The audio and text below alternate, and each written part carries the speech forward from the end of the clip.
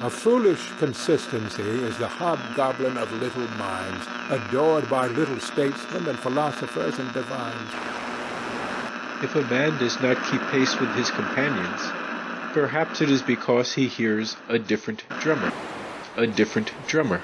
And now, coming to you from dead center on your dial, welcome to Risk Parity Radio, where we explore alternatives in asset allocations for the do-it-yourself investor. Broadcasting to you now from the comfort of his easy chair, here is your host, Frank Vasquez. Thank you, Mary, and welcome to Risk Parity Radio. If you are new here and wonder what we are talking about, you may wish to go back and listen to some of the foundational episodes for this program. Yeah, baby, yeah! And the basic foundational episodes are episodes 1, 3, 5, 7, and 9. Some of our listeners, including Karen and Chris, have identified additional episodes that you may consider foundational. And those are episodes 12, 14, 16, 19, 21, 56, 82, and 184. And you probably should check those out too, because we have the finest podcast audience available. Top drawer. Really top drawer. Along with a host named after a hot dog. Lighten up, Francis. But now onward, episode 427. Today on Risk Parity Radio, we're just going to do what we do best here, which is tend to your emails. And so without further ado... Here I go once again with the email. And... First off, an email from Katie. she complicated, left me and you to ride.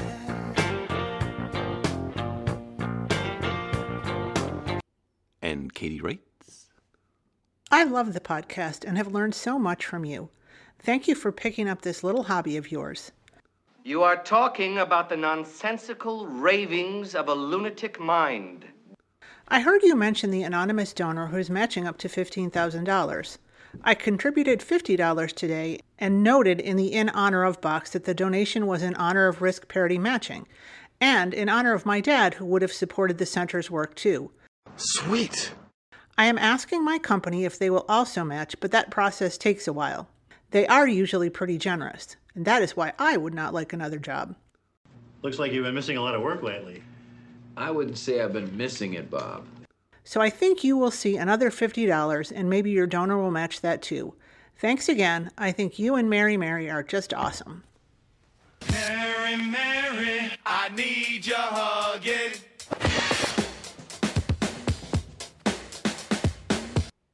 Well, thank you so much, Katie, for stepping up to beat that drum.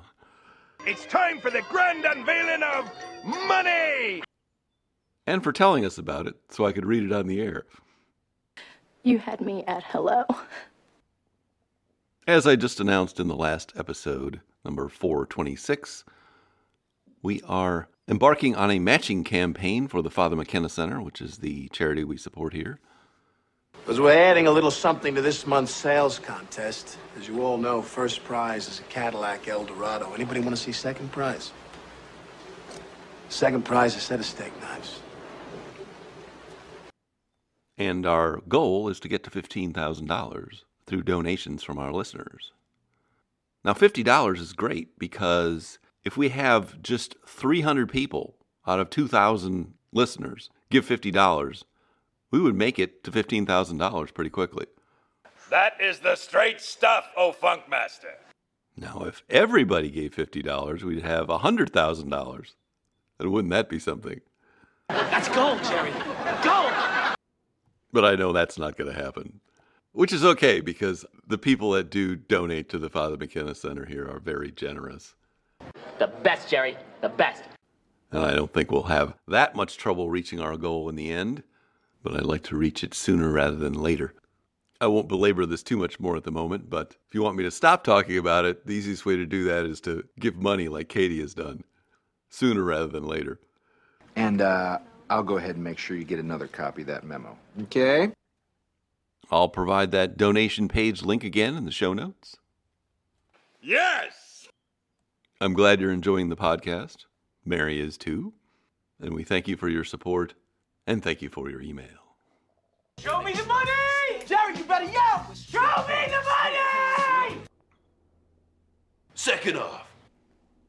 Second off, we have an email from Sean. Sean!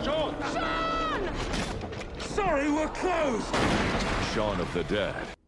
And Sean writes, Hi, Frank. Your recent episode on asset location got me wondering, do you have any opinion on Alpha Architect's BOXX ETF? For those unfamiliar, this asset packages a replication of short-term U.S. Treasuries, 1 to 3 months, in an ETF wrapper, and instead of throwing off regular dividends, which would be taxed as ordinary income, simply raises the ticker price of the ETF. In theory, this allows its owner to reap the benefits of U.S. Treasuries while being taxed only at the lower long-term capital gains level, assuming they hold it for a year plus. As a recovering attorney, I'm wondering if you find this asset to be legally dubious. More importantly, do you think the downside risk in the event of an SEC and/or IRS ruling against BOXX to be low enough that it could be worth the risk? Thanks, Sean. All right, the BOXX ETF. Real wrath of God type stuff. Yes, we've talked about it before, but I don't mind talking about it again. And you have described it accurately, that it is a construction of options that pretty much replicates short-term T-bills, but is taxed at a much more favorable rate. Now, this is put out by Alpha Architect, and that person behind that is named Wes Gray, who is a really smart guy. And there is a very nice interview done by Rick Ferry of Wes Gray on the Bogleheads podcast. It's number 70. I will link to it in the show notes. But he talks about this. He talks about some direct indexing, and he talks about living in Puerto Rico. He's very good at creating things that reduce taxes. That's what you'll get out of that podcast. What I also hope you'll get out of that podcast is that he does represent what I'm talking about when I say that personal finance is an evolving technology, which is funny because the person interviewing him, Rick Ferry, is somebody who is very much stuck in the past and hasn't really put out anything new since he wrote his books back in 2010. So he spends most of his time scolding people and telling them they're behaviorally incompetent to manage their own money or hold more than 2 or 3 funds. You can't handle the dogs and cats living together. And that may be true of some people, but it's certainly not true of a lot of do-it-yourself investors. And frankly, I find it kind of offensive sometimes. We're not that stupid. Sorry, we're closed. Well, then what are all these people doing here? Drinking and having a good time. Well, that's why we're here. You're too stupid to have a good time. So basically, it's like the BlackBerry interviewing the iPhone.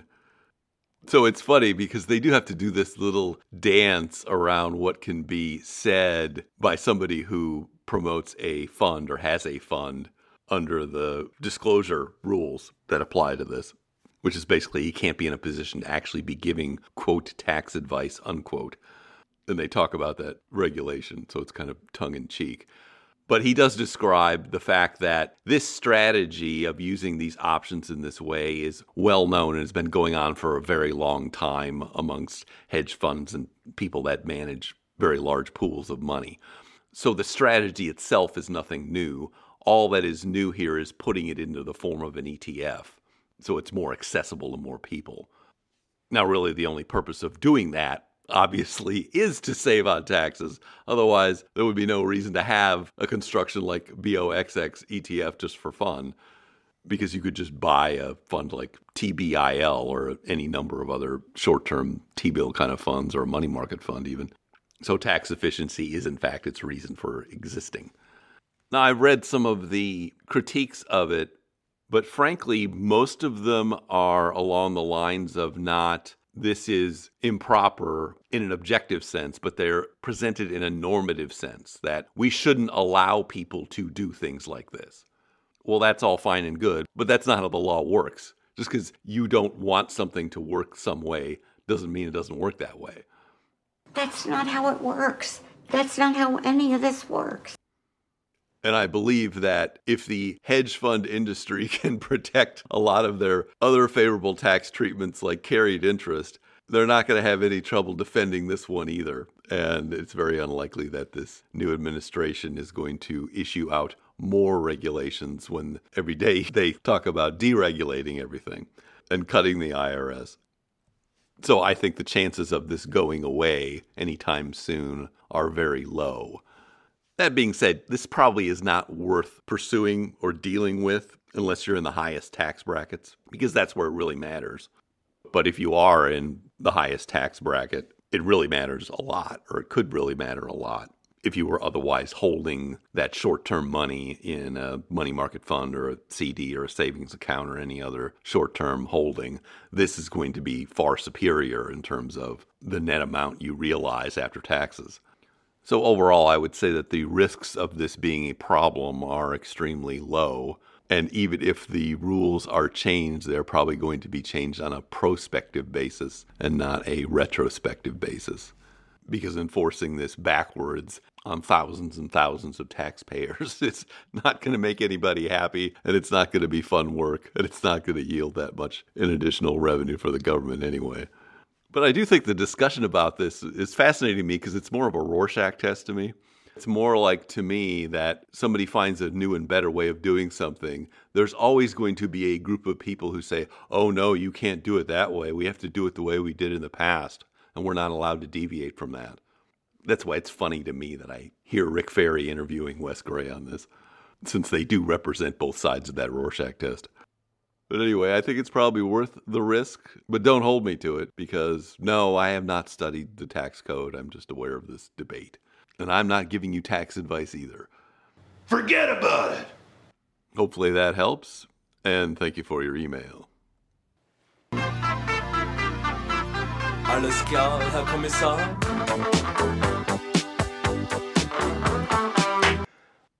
Next off, we have an email from Glenn. Giggity, giggity, giggity. And Glenn writes, Hi, Frank. I'd like to hear from you about direct indexing for people close to retirement and in retirement. Thanks, Glenn. I like where this is going. All right, another interesting question for something that might be appealing to high-income individuals or people with lots of assets in taxable accounts. So what is direct indexing? Well, it's kind of like a new fad that people like Fidelity are trying to get you to pay for. Because only one thing counts in this life.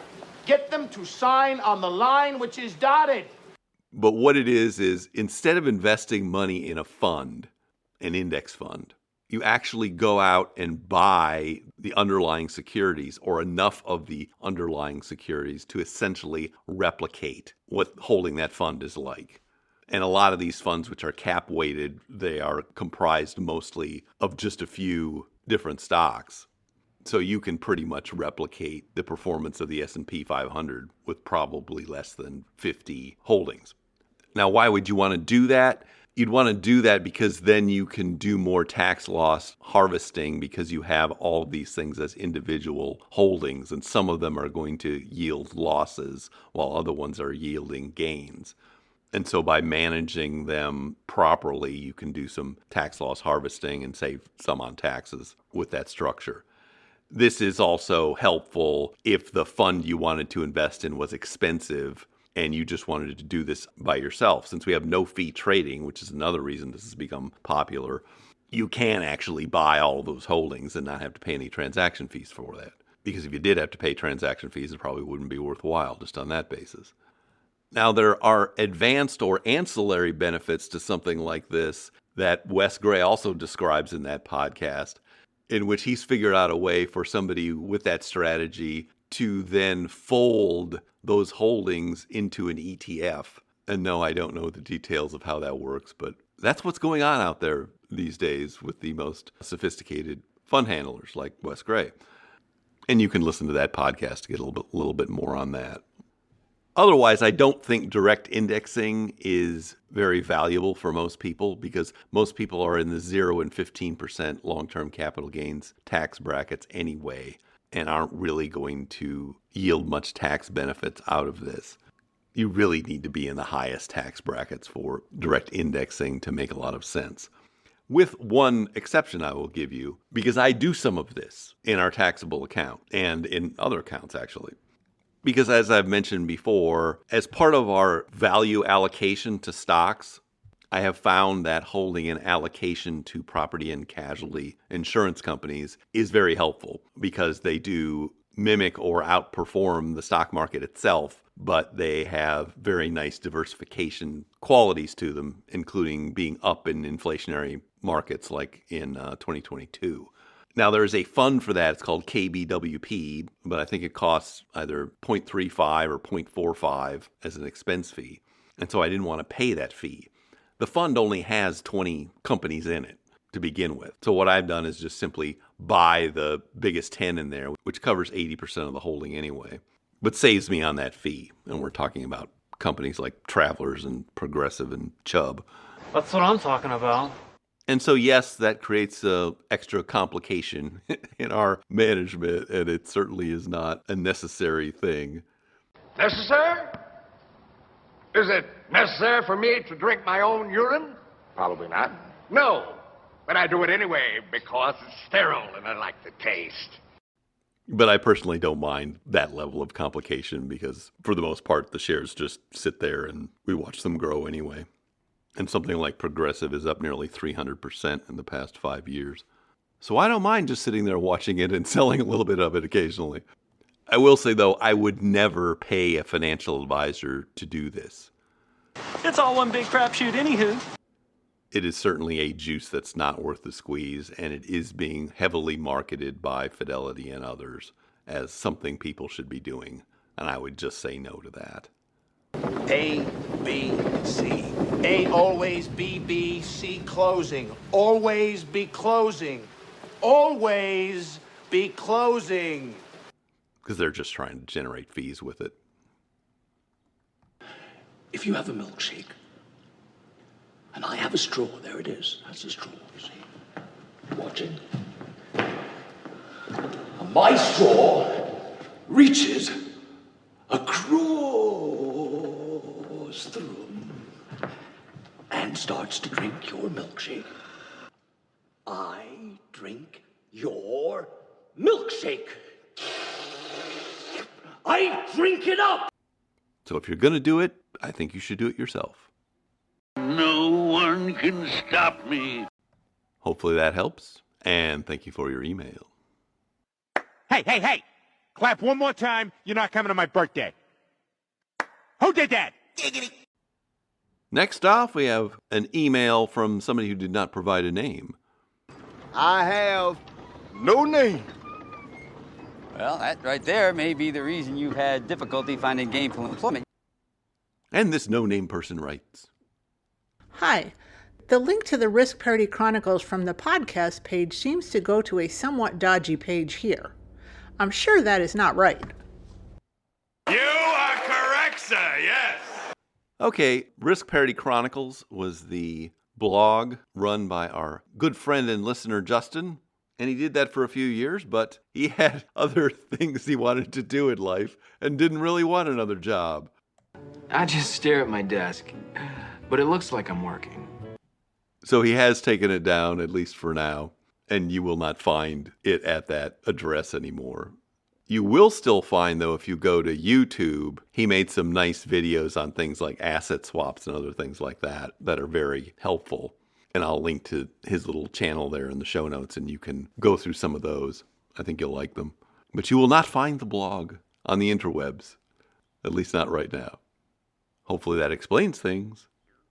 And thank you for your email. I work for no man. Last off, an email from Kelly. Kelly from Economy.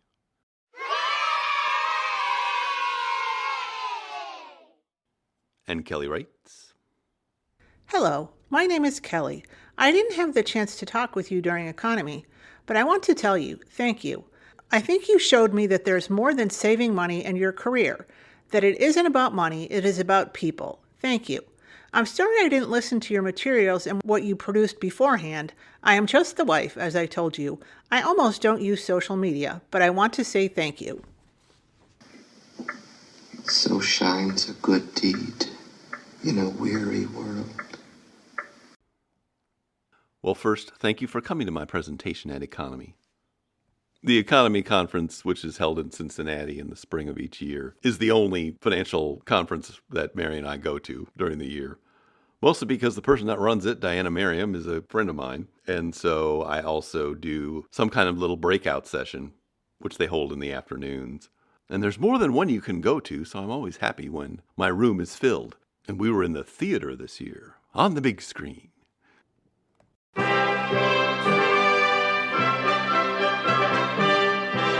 And now we bring you another page from the diary of the world's greatest actor, Master Thespian. But when I... Acting! I'll say, genius! Thank you! No, thank you! Shut up! So the presentation I gave this year was mostly about the reasons that you should spend more money in retirement. And these are related to a lot of teachings and research by people like Arthur Brooks and Daniel Crosby, among others. But basically, once you've reached a level where you have enough money, you have enough power, and you have enough fame, there's no reason to keep pursuing those things ad nauseum. And in fact, it will make your life worse if you become obsessed about those things. And what you should really be doing is focusing on relationships in particular. And I'm not going to rehash that presentation here, at least not right now. I may be appearing on someone else's podcast where we will actually go through that. And so I'll wait to see whether that happens. But you certainly are correct, and is what I believe, that just accumulating more money and hoarding it until you die is not a good use of your time or of the money. And that it really needs to serve a higher and better purpose, which is dealing with people, as you say. What's with you anyway? I can't help it. I'm a greedy slob. It's my hobby. Save me! And to me, that is the real purpose of financial independence, or financial independence, retire early, wherever you want to put it. And that's what I've been talking about with anyone who wants to listen since about 2009. And for me in particular, this is also part of my family's tradition and an historical fire person that most people don't even know about, let alone talk about, at least in the financial context. So the person I'm talking about is a woman named Catherine Macaulay, who lived in Dublin, Ireland in the late 18th and early 19th centuries. And I will link to a little video about the story of her life from YouTube. It's 20 minutes long. I suggest you watch it. And it will describe her early life, but the long and the short of it is that she found herself at about 40 years old being financially independent. And she wasn't married, and so there was a big question for her is, well, what's she going to do with this money? She decided that what she wanted to do with the money was to create a service organization that would serve poor people, hungry people in Dublin, but also was dedicated to educating young women. And she got a lot of blowback at the time because who was this unmarried woman running around organizing these things and asserting herself in society in that way?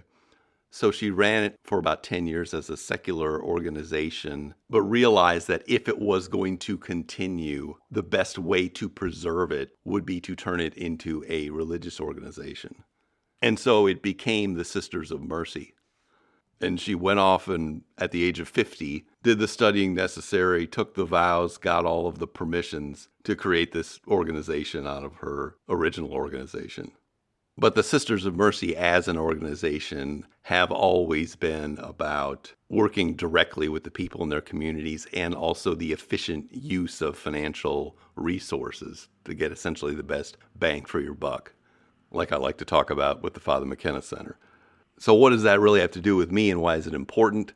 That comes through the family tradition. I have two aunts from Belize who are Sisters of Mercy, Sister Sarita and Sister Francine.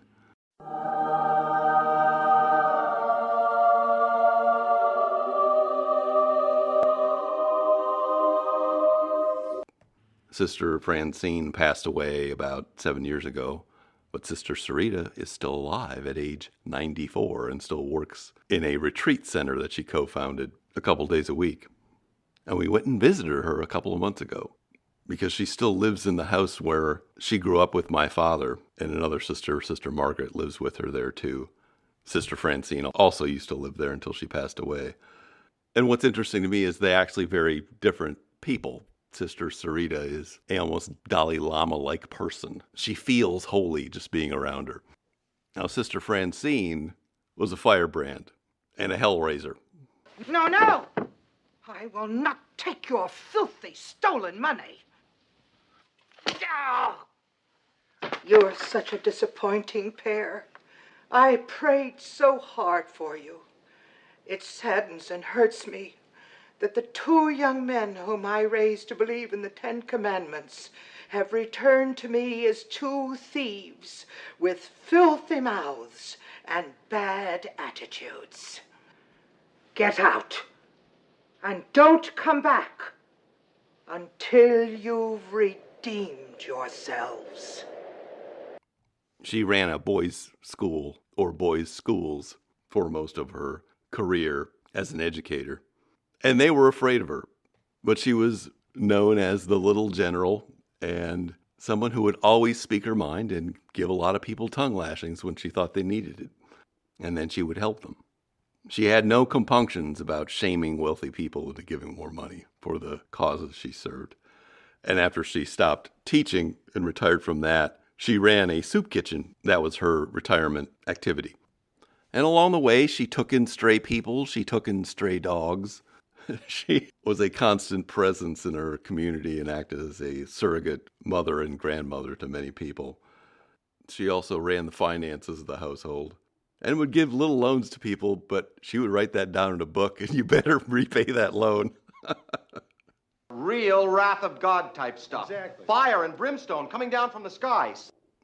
Anyway, when she died, the cathedral was full for her funeral service, and people were crying over her casket. Young people. She didn't have any money to her name. She didn't have a family. She wasn't famous. She didn't write a book. But I do think that she won life. And so that is why she is my primary retirement role model. What are you having there, Francine? Margarita with tequila. And why I never hesitate to say what I think when I think it's important. Anyway, I thought you might be interested in hearing about that, Kelly, and how all of this fits together for me, and what drives me to do the things I do and say the things I say. I want you to be nice until it's time to not be nice. Because Sister Francine also had a very sarcastic sense of humor and loved to laugh, both with people and at them.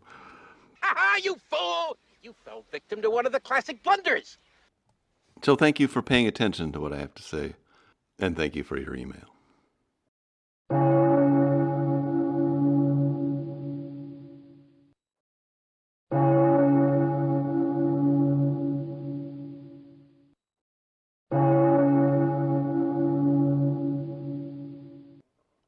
But now I see our signal is beginning to fade. If you have comments or questions for me, please send them to frank@riskparityradio.com. That email is frank@riskparityradio.com.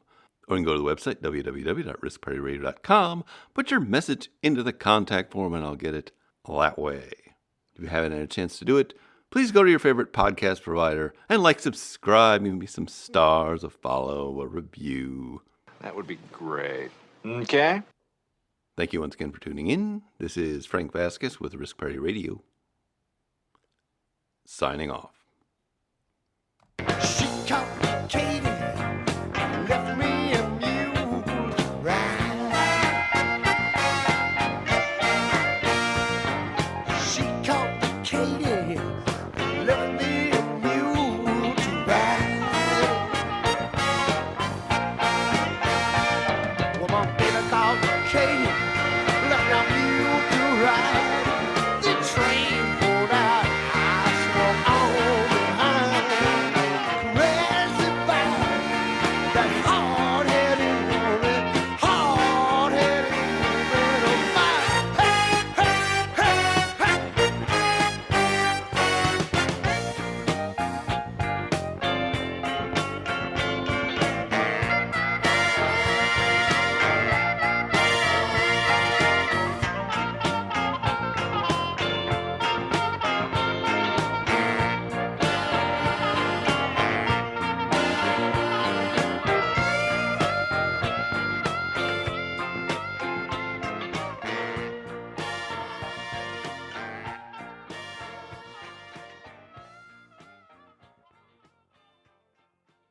The Risk Parity Radio Show is hosted by Frank Vasquez. The content provided is for entertainment and informational purposes only and does not constitute financial, investment, tax, or legal advice. Please consult with your own advisors before taking any actions based on any information you have heard here, making sure to take into account your own personal circumstances.